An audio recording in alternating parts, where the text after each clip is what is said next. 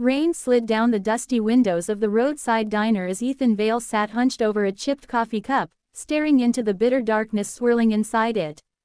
Hours ago, his life had been intact, stable, predictable, annoyingly ordinary. But by sundown, everything he'd spent years building had collapsed like a house of cards kicked by fate itself. His company, Vale Innovations, had been hijacked. Not by a rival CEO, not by a faceless conglomerate, but by his own business partner, Marshall Crane, the one man he had trusted like family.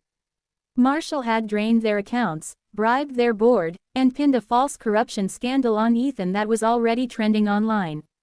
Overnight, Ethan was being painted as a greedy crook who stole millions. He'd tried calling friends, lawyers, even his estranged brother. No one picked up. No one wanted to be associated with the city's newest pariah. So now he sat in a diner off Highway 49, staring at a life that had been shattered in less than 12 hours. "Refill?" a soft voice asked. Ethan glanced up. The waitress stood before him, a small woman with dark eyes and a patient smile. Her name tag read Aria. "Sure," he muttered. She topped off the cup and studied him with a kind of gentle caution. "You look like someone who lost something important today." He huffed a humorless laugh. "Everything, actually." Aria didn't offer platitudes. She simply nodded, as if acknowledging real pain instead of dismissing it. She moved back toward the counter, but something in her expression told him she wasn't done with him yet. Time crawled. Ethan stared at the steam rising from his cup, wondering where he'd go next. Reporters would be swarming his apartment. Every investor had abandoned him.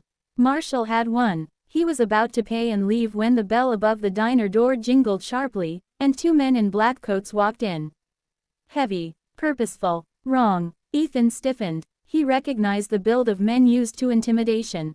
Marshall's enforcers, private security, whoever they weren't here for food. They scanned the room, and their eyes landed on Ethan. His stomach twisted. They approached. But before they reached his table, Aria appeared beside them, her tone deceptively bright. "Table for two?" she asked. "No," one of the men said. "We're looking for someone." Aria's eyes flicked toward Ethan, so subtly no one else noticed, then back to them with a pleasant smile. "Well, you found me. What can I get you?"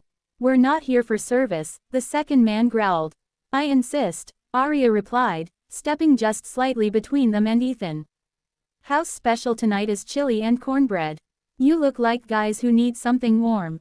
The men exchanged glances, irritated, but didn't shove her aside. Something about her positioning, her posture, it wasn't submissive at all.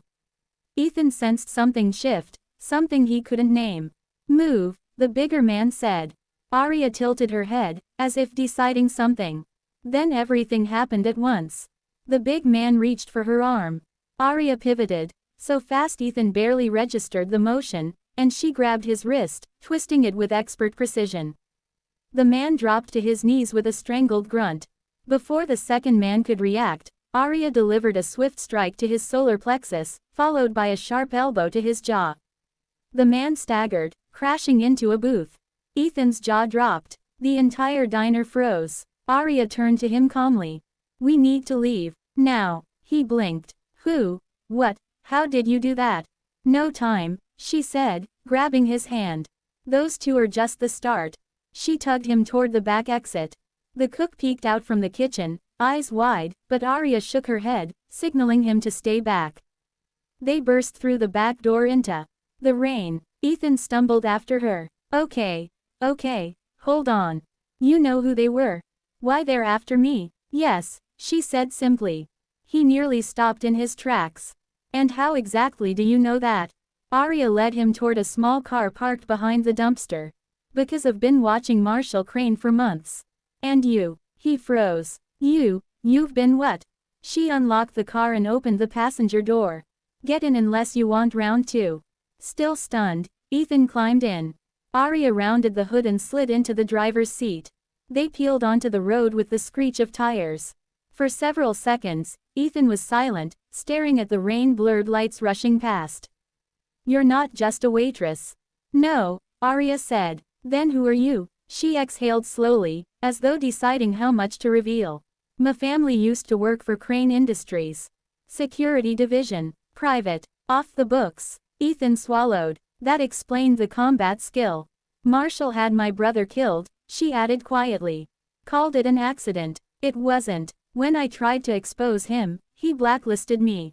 I disappeared. Started over. Her knuckles whitened on the steering wheel. Ethan felt a sick twist in his stomach. He thought his own betrayal was painful, but hers had blood behind it. So what does any of that have to do with me? He asked. Arya glanced at him. You're the only one who ever threatened his empire publicly. The only one who could challenge him legally. And the only one stupid enough to trust him. Ouch. But you weren't wrong, she continued. Marshall is dirty. Extremely. You just didn't know where to look. Ethan leaned back, shaken. Even if that's true, he destroyed my reputation. I have nothing left. Arya shook her head. You have the one thing he didn't count on. What? Me. The words shouldn't have comforted him. But they did. She reached into her jacket and handed him a flash drive. What's this? He asked. The reason Marshall's men are after you. Your partner stole your life, but he made a mistake. One he doesn't know you, or I, discovered. Ethan held the tiny device like it was radioactive. What's on it? Evidence. Her voice softened. Enough to bury him. Lightning cracked across the sky. Ethan stared at the flash drive. If this is real, why give it to me? Because you're the only person who can use it without getting killed immediately, Arya said. You still have contacts, lawyers, people willing to reconsider the truth if the evidence is strong enough. He laughed bitterly. They all abandoned me today. They won't when you give them something worth coming back for. Rain streaked down the windshield, catching light from approaching headlights. Arya cursed under her breath. They found us. Ethan twisted in his seat. A black SUV sped up behind them. Arya tightened her grip and accelerated. Hold on. The chase tore down the highway. Arya weaved between trucks and darted onto a side road. The SUV followed relentlessly. Ethan's pulse thundered. Do you even know where you're going? Yes, she said. Do you trust me? He hesitated, then nodded. Arya smirked faintly. Good. She cut sharply into a forest path barely wide enough for the car. Branches slapped the windows. Mud splashed up from the tires. The SUV tried to follow, but its larger frame clipped a fallen log, skidding sideways. Arya didn't slow until they reached an abandoned ranger station deep in the woods. She parked beneath a canopy of trees and killed the engine. Silence engulfed the car. Ethan finally let out a breath. You're unreal. Arya looked at him with a small, weary smile. Just resourceful. He stared at the flash drive again. Everything he'd lost. Everything Marshall took. Could this tiny device really save him? Arya touched his arm gently. This isn't just about revenge, Ethan. It's about truth. And reclaiming what's yours. For the first time that day, something inside him flickered, hope. But I don't know how to do this, he whispered. That's why you have me, she said.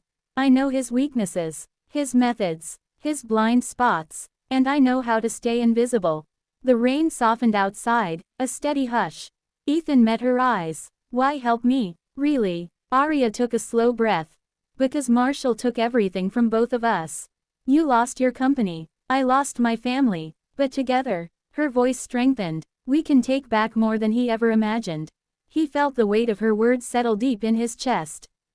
Then let's bring him down, Ethan said. Arya smiled, not soft this time, but fierce.